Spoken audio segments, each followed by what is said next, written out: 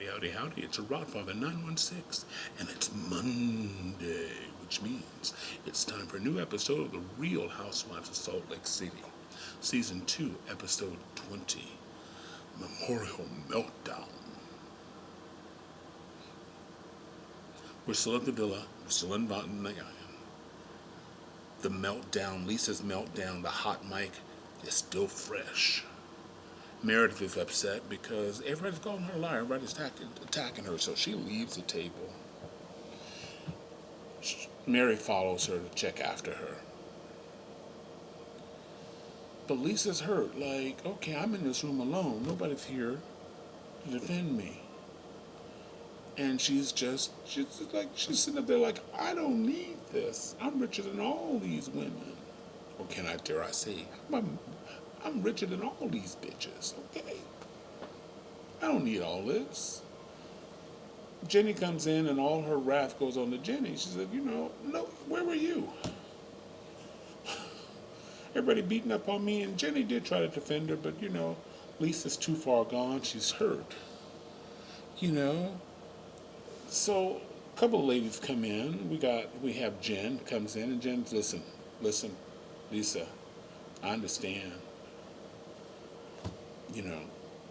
You are ride or die for Meredith, and I get it. Because Jen is experiencing this now. With this little pending trial, a lot of people disappeared. I'm going to say it again, except for Heather. So the women are coming in Lisa's, and they're trying to calm Lisa, because Lisa's like, I'm ready to leave. I'm out of here. I'm tired of all this mess. Meanwhile, Whitney joins Meredith and Mary in another room. Whitney asks Meredith, was there a memorial? This is Whitney. I'm not going to, I tell you. And so, instead of answering the question, Meredith goes, well, where's your father? Where's your father? Whitney comes back and says, well, listen, maybe I should hire a private investigator. Whitney ain't taking prisoners.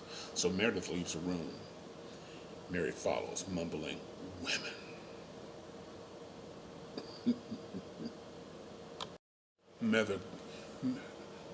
Meredith gathers herself, and she comes to the room with Whitney, Jenny, and asks, who was speculating about my father's memorial?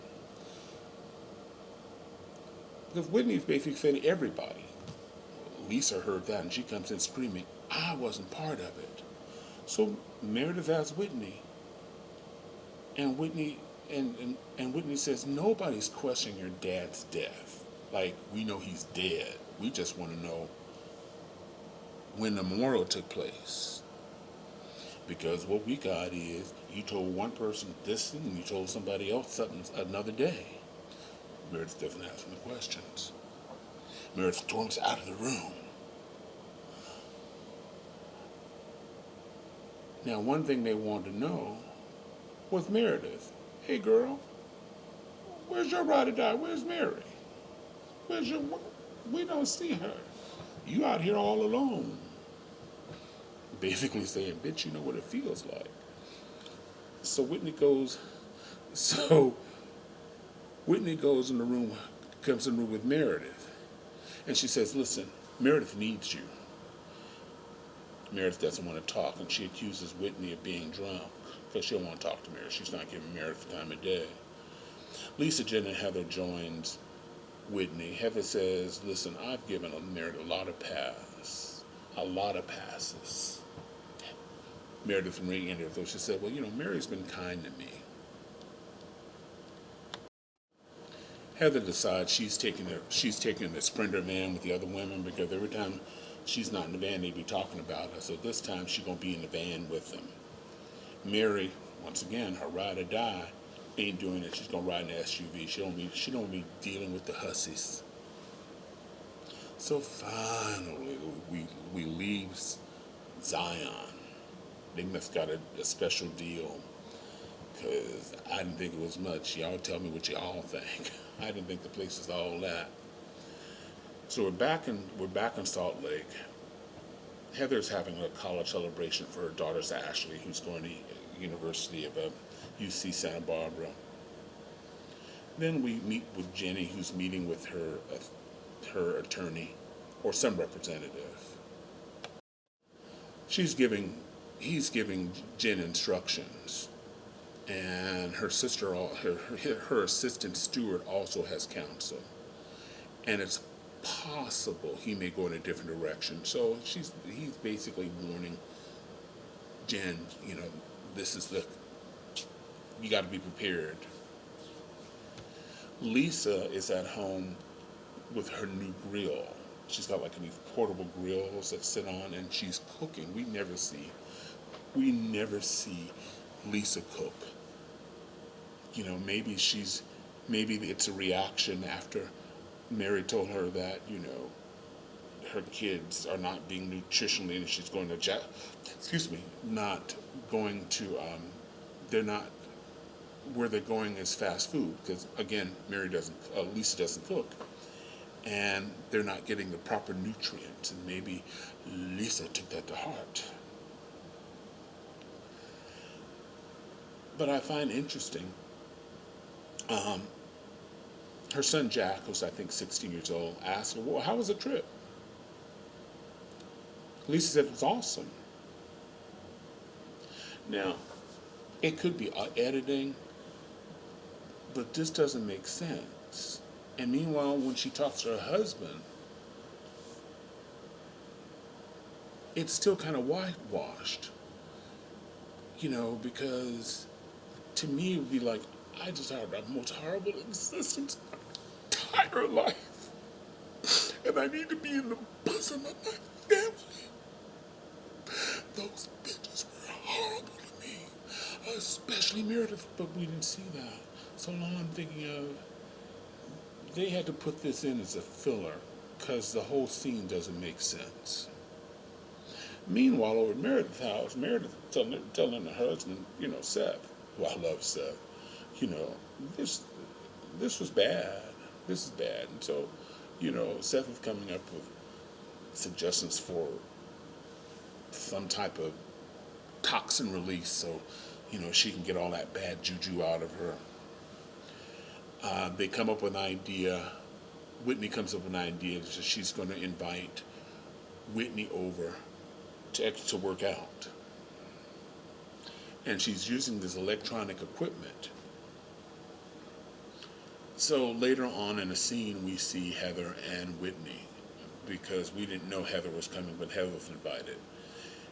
And I think Meredith is fishing for some type of apology. She's hoping she's getting an apology from Whitney. So they get there. They didn't know that the workout was going to be electronic. And my girl Heather was down for that. Well, shoot, if I can lay here and have some bonbons, she can say that. But if I can sit here and have some sugar daddies and work out at the same time, I'll order these at my spa. So anywho, they're talking, and they still have questions about the memorial. And Meredith wonders why Whitney didn't have her back. And Heather comes in and says, listen, we were trying to clear the forest for you so you can answer completely without any obstruction. And so she tells the ladies it was the 29th. But what we know is Lisa called from the bus. Because, Jen Shaw said to Coach, that sham excuse for leaving the bus because the feds were looking for her. I love the opener. Jen, so she was just calling Meredith saying, well, Coach is in the hospital. And she was apologizing for calling during the memorial. So there's a question about all this. So meanwhile, I missed one section. Please excuse me. We go to Mary's church, because, she's the first lady of the Faith Pentecostal Church there in Salt Lake City.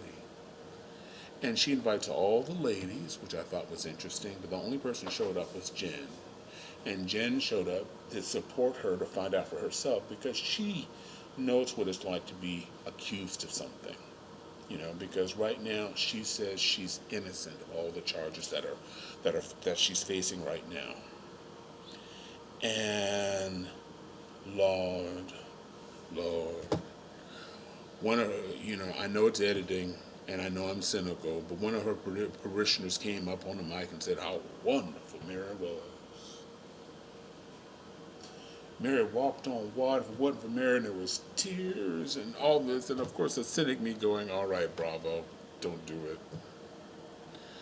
And another one, a young lady, bless her heart, she was in tears. Oh, but what for Mary? And I think she mentioned how beautiful Mary was. The cynic and the Rodfather is going, perfect TV. Jen observed in the church, listen, in her church, Mary's a rock star with her damn gold mic, and she can't do nothing wrong. Jumping around and hollering.